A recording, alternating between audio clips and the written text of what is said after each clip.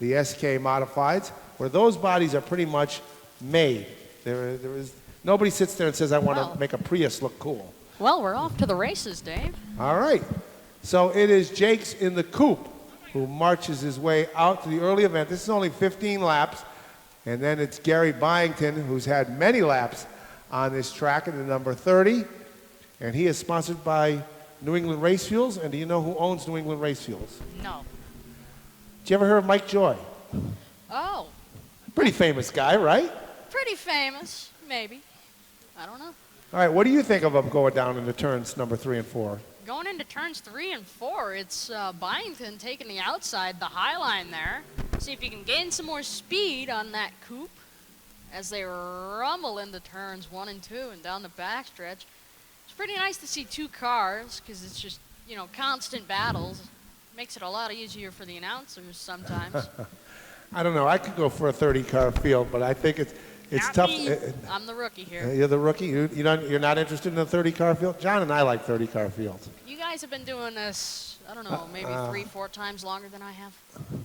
Maybe that long. I've only been doing this for like a year and a half. Yeah, but you're still racing. Yeah. John and I aren't. Got to cut me some slack in the line. Maybe I can get out there in one of those American. I'm American Vintage. I could maybe get out there in the American Vintage Modifieds. Yeah, maybe. Ooh, it's All right, side by side. Here comes Gary. He goes to the outside, and down to 10 to go. So 5 in, 10 to go. The American Vintage Modifieds, bringing you back to the days of yesteryear. John and my youth. Logan wasn't even born. I was not even a thought. We're not even going to go that far, young man. Okay. All right, let's get back on track here. All right. Here they come, and that one's led by Gary Byington down into turn number 1. And hopefully he does not get up in the marbles. Byington pulls away down the backstretch, leaves the coupe in the dust for now, and we'll see if Jakes can step on the gas and close in. Looks like Jakes is actually about trying to step on the gas there. We saw that catch up there. But it's Gary Byington with the lead so far. He went a little high off the corner there, which could give Jakes a chance as they come into turn 4.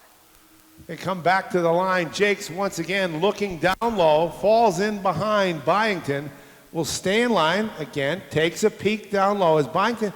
Now that is the preferred line for our Saturday night drivers. I think a lot of our Wednesday drivers use it also. The track feels better to them. They get better grip up high.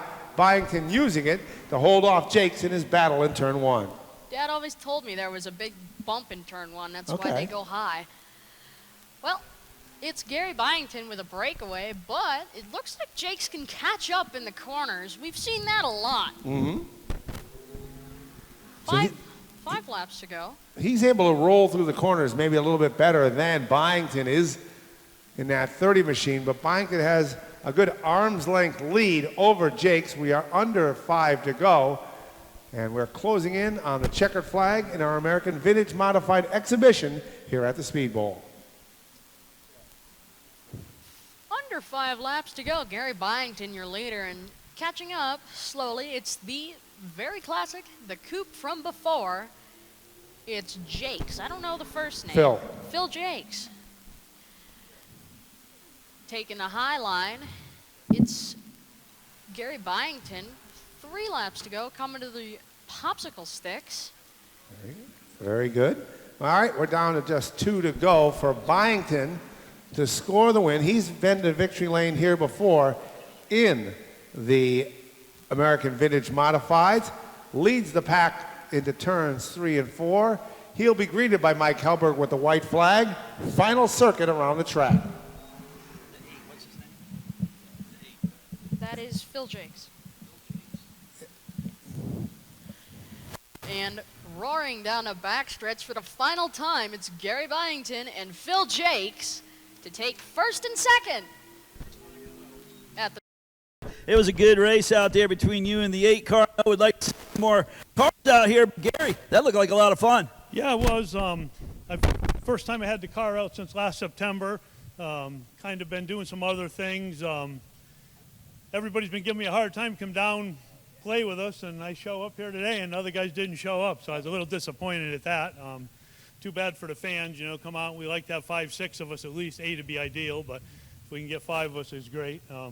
you know, Paul's picked up his game a lot from where he started, you know, and, you know, so we're just trying to make a good time for the fans and a good show for the fans and whatnot. Yeah, these cars look good, man. They turn some really quick laps. A little history on this car for us? It's a Riverhead car. Tom McCann from Riverhead, Long Island, bought it brand new, ran it as a tour type car. He sold it. It sat at a guy's house for, I don't know, 5, 6, 7 years, and I bought it from the guy, redid the whole car, and the roof's original, the A-poster original, the chassis original. This is most of it's, you know, I mean, the body I built, obviously, because you can't get a Cavalier body, but yeah, so it's still around, 1985 car, still turns some pretty good laps. Yeah, man, I bet you can run with the SKs in this thing, I'll tell you. How about some sponsors on this? I certainly do know one of them. Oh, yeah, well, New England Ratio, obviously, I got to definitely thank, you know, Jeff's Custom Graphics. He did a wonderful job when we built the car, lettering it all up. Waddell takes good care of me, seals it. Hoosier Tire, Jones Racing Products, Hudson Speedway. You know, wish my buddy Jim Kelly was still here from Long Island. We had a lot of fun together. Pete Penfeld, he owned cars, vintage cars for years. He helped me build this. He was with me. Unfortunately, he aged out and just can't take the grind of doing it. But he'd love to be here. He's at home, kills him sitting home. But, you know, so we've, you know, Waddell Communications always makes sure my radio works good. And Hudson Speedway, little short track in New Hampshire, I'm real good friends with them. And I go up there sometimes for their open competition show with this and race with all kinds of stuff. So it's a lot of fun.